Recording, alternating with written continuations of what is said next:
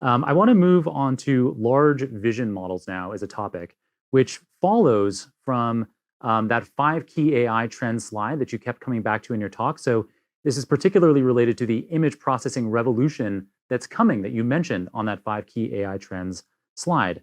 So LandingAI has a product called Vision Agent that led the way in this image processing revolution trend.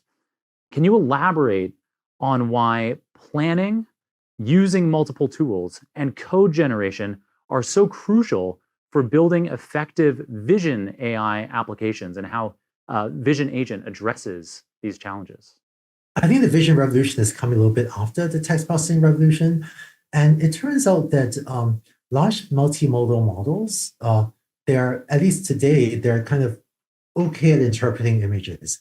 But when I mentioned the way we write text prompts in a non-agentic workflow, that's a bit like, ask people to type the essay from the first word to the last word in one go.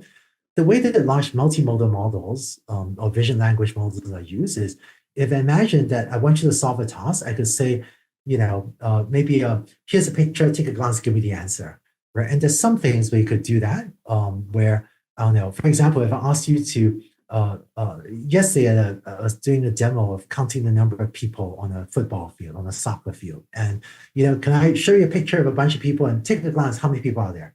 It's actually hard to do. If you ask me to count the number of people in the scene, I count 1, 2, 3, 4, 5. And that's more of an iterative agentic workflow rather than, here's a picture, what's the answer? Which would be more of a zero shot, just type out the answer. And so what we found was that if we generate a plan that is expressed in code to say, these are the tools, these are the function calls, and I'm detecting people one at a time, and just count how many people are detected. It's a very simple plan. But a simple plan like that expressed in code can process images much more accurately for many kind of mission critical image tasks. And we found also that for a lot of the image vision workloads, writing the code required going to find the right library, the right open source model, integrating that. There's a lot of this kind of crafty, annoying coding work that we could do, but it takes us like half a day.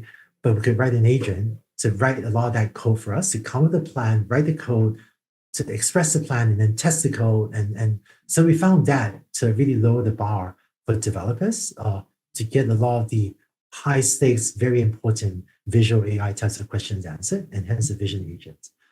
Still a lot of work to do there, but I'm actually quite excited at the number of users that are using it successfully to build software for visual AI tasks.